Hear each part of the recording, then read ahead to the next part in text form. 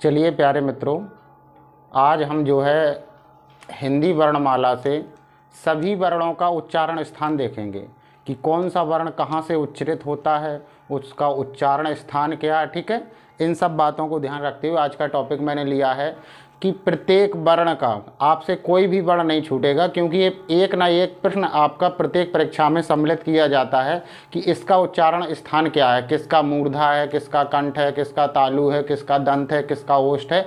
ये सारी बातें हम देखेंगे। चलिए तो आज का टॉपिक पर ध्यान देते हुए, आज का टॉपिक है हिंदी वर्णों का उच्चारण स्थान। क्या है? हिंदी वर्णों का उच्चारण स्थान। देखिए, पहला सूत्र है, मैं आपको सूत्र के माध्यम से ऐसे याद करवा दूंगा कि आपको कभी भी किसी वर्ण का मौखिक बिल्कुल मुँह जुबान आप बता सकते हैं कि बेटा किस तरह से किसका उच्चारण स्थान है। मैंने पहला सूत्र लिया है, अकुह विसर्जनीय नाम कंठा। कंठ का मतलब गला। कंठ का मतलब क्या होता है? गला। तो देखिए, अकुह विसर्जनीय नाम कंठा, तात्पर्य है इसका ये कंठ वर्ण है। कौन से वर्ण है ये?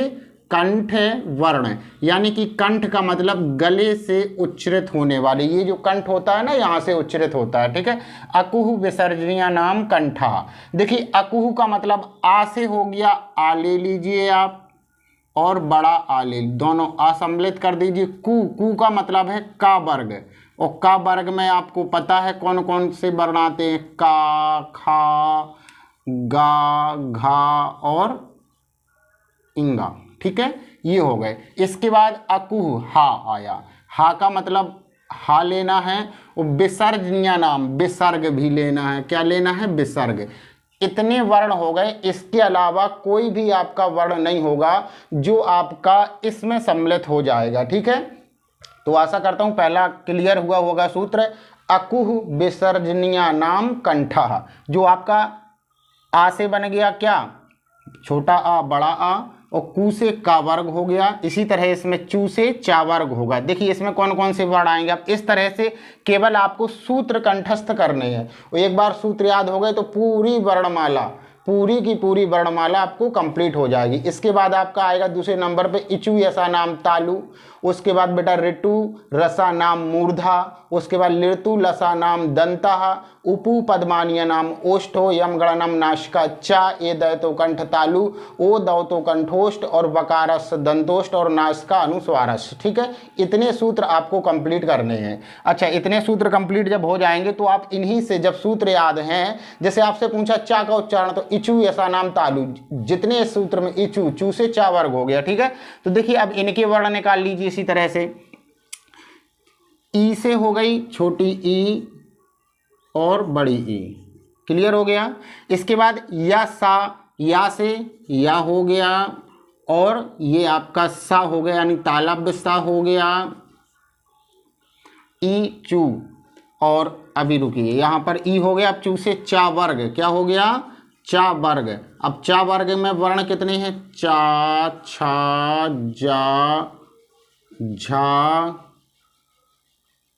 या, इतने वर्ण ये हो गए। और आपका या और सा और ले लीजिए, या और सा। ठीक है, इसी तरह से ऋतु रसा नाम, तो इसमें री हो गया, बड़ा री हो गया, और टा वर्ग हो गया। टू लिखा ना, टा वर्ग हो गया। अब टा वर्ग में क्या आएगा? टा, ठा, डा, ढा, ड़ा। ठीक है, इसके बाद क्या लेना? ला और सा, रा और शा लेना है आपका, रा और आपका खटकोण वाला सा।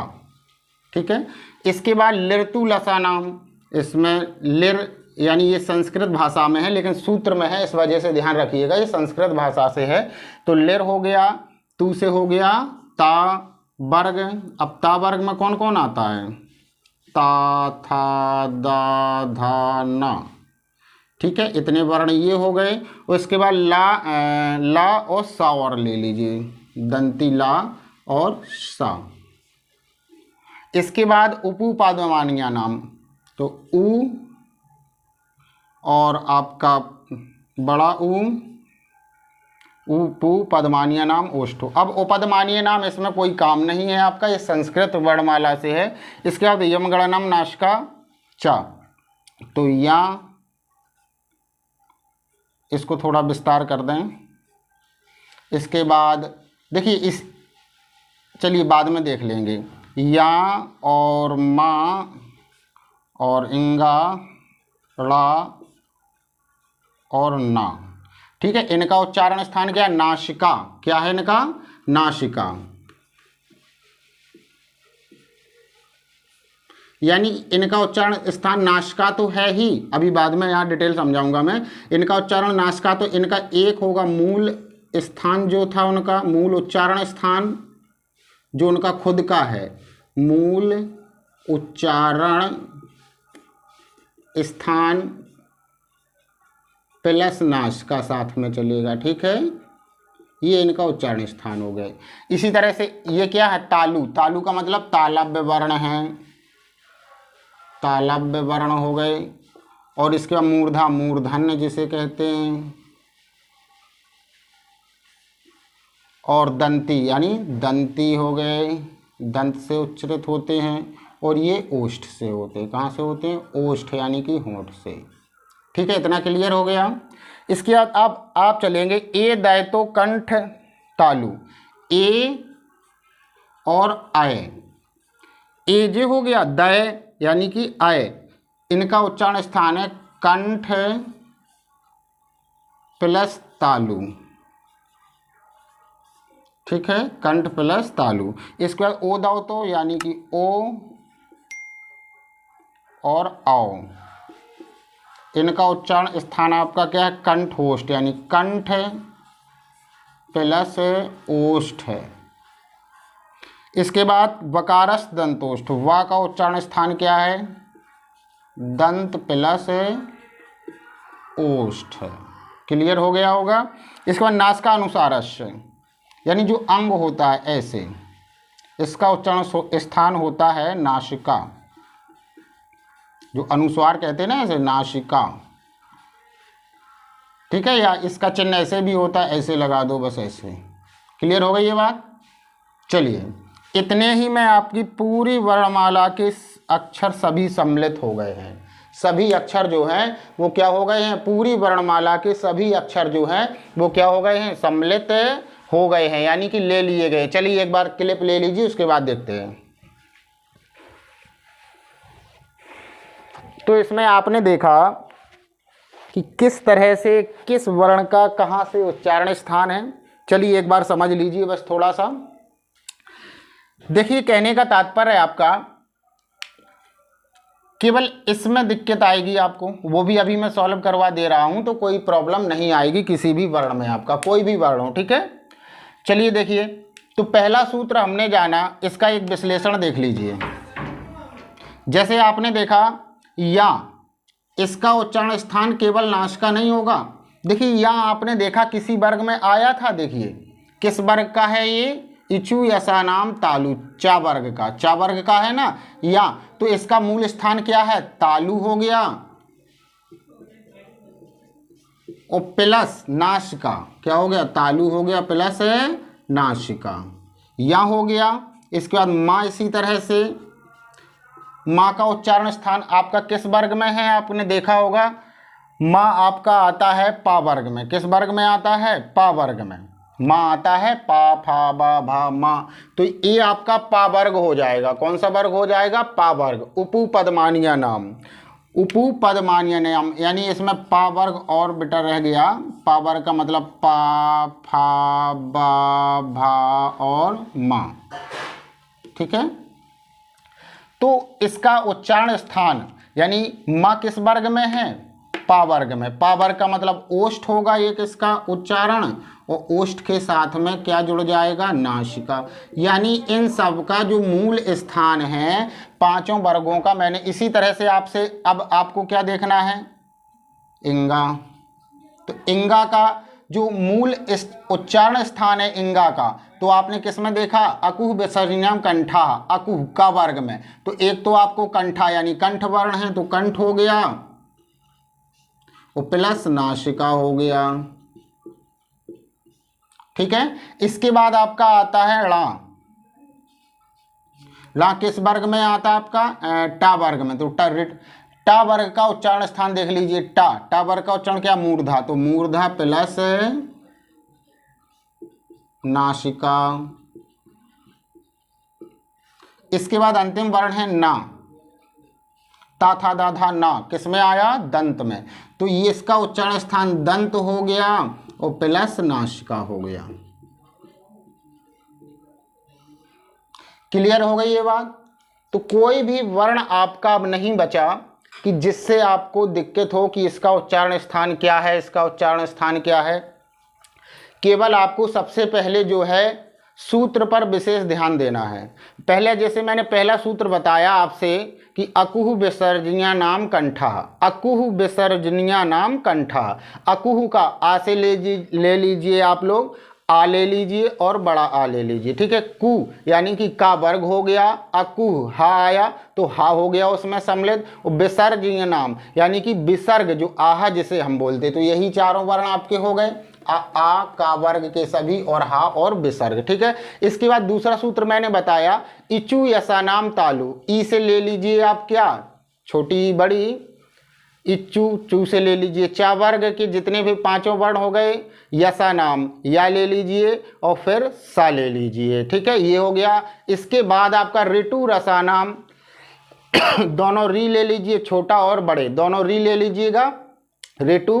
अब टा लेना है आपको, टा वर्ग के सभी वर्ण, और रा का मतलब रा रथ का जो होता है, ठीक है, रा ले लीजिए और सा खटकोण वाला सा ले लीजिए, ठीक है। इस तरह से आप ऐसे काउंटिंग करके याद कर लीजिए। पहले आप केवल और केवल सूत्र पर फोकस कीजिए, जब आपका सूत्र कंप्लीट हो जाएगा तो फिर कोई भी दिक्कत नहीं पड़ेगी। जैसे हमें मान लीजिए याद हो गया, पहला सूत्र है अकुह विसर्जनीय नाम कंठा, अकुह विसर्जनीय नाम कंठा, तो अकुह आ ले लीजिए, बड़ा आ ले लीजिए, आ से हो गया।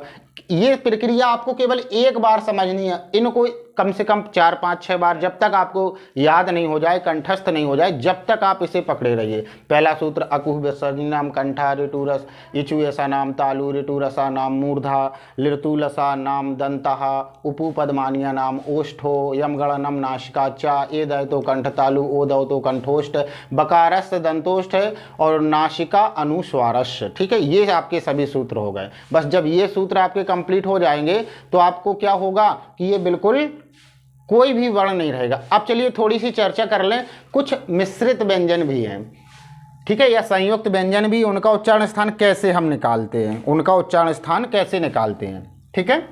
चलिए 2 मिनट में और समझ लीजिए।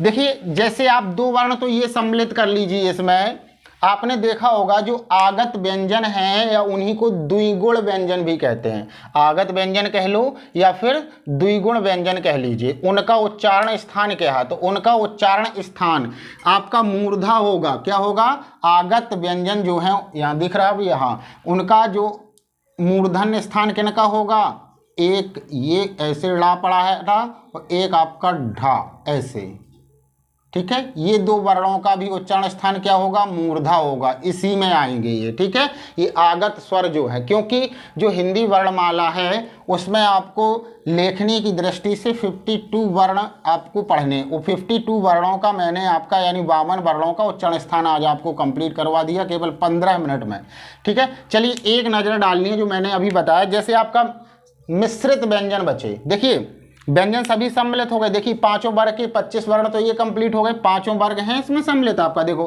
का वर्ग, चा वर्ग, टा वर्ग, ता वर्ग और पा वर्ग, ये सम्मिलित हैं 5 वर्ग, 25 ये हो गए। और आपके अंतस्थ व्यंजन और ऊष् व्यंजन, अंतस्थ व्यंजन या वा राला, देखिए या ये हो गया ना, और वा ये हो गया, और या वा रा जे हो गया आपका लृतु, इसके बाद ला ये हो गया, तो ये हो गए आपके। अब आपके पास केवल और केवल बचे हैं संयुक्त या मिश्रित व्यंजन। अब संयुक्त या मिश्रित व्यंजन कैसे बनाएंगे हम? संयुक्त व्यंजन जैसे आपका छ छत्री का है, ये आप निकाल सकते हो, अब कोई दिक्कत नहीं है।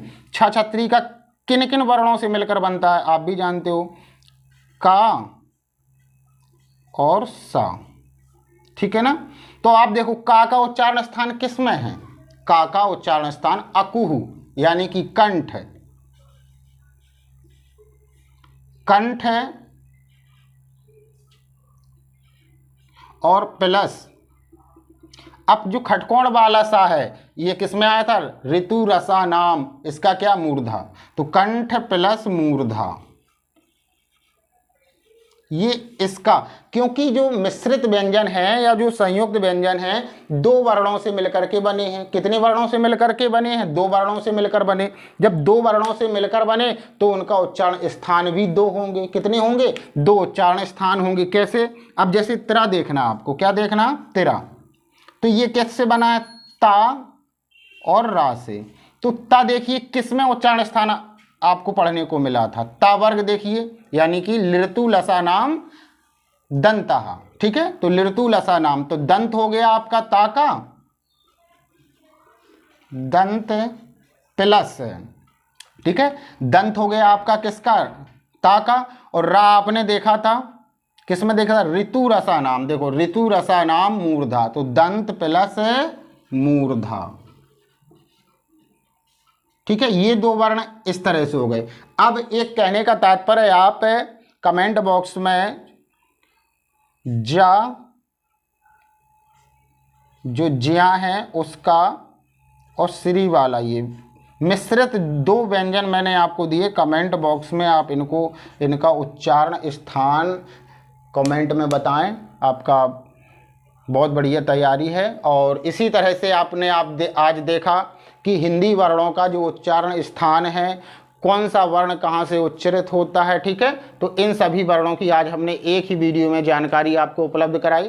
तो बस आपको सूत्र याद करना है और बकाया ये हम पर छोड़, अरे हम पर नहीं, कहने का मतलब है आपको अपने आप कंप्लीट हो जाएंगे, कोई दिक्कत ही नहीं है। ठीक है बेटा, तो क्या करना है? अकुह विसर्जनीय नाम कंठा, इतना अकेला याद करना। अकुह विसर्जनीय नाम कंठा, ऋतु और इचु यसा नाम तालु, ऋतु रसा नाम मूर्धा और लृतु लसा नाम दंतः और उपु पदमान्य नाम ओष्ठो, यमगणनम नाशिका वा, ए दयतो कंठ तालु और ओ दौतो कंठोष्ठ बकारस दंतोष नासिका अनुस्वारस्य वा। तो ये आपको इतना याद कर लीजिए। अगर इतना याद कंप्लीट हो जाएगा ना तो आपसे कोई भी उच्चारण स्थान आपसे कभी भी छूटेगा नहीं। आशा करता हूँ कि वीडियो पसंद आया होगा, और अगर पसंद आया तो प्लीज़ लाइक सब्सक्राइब ज़रूर करें।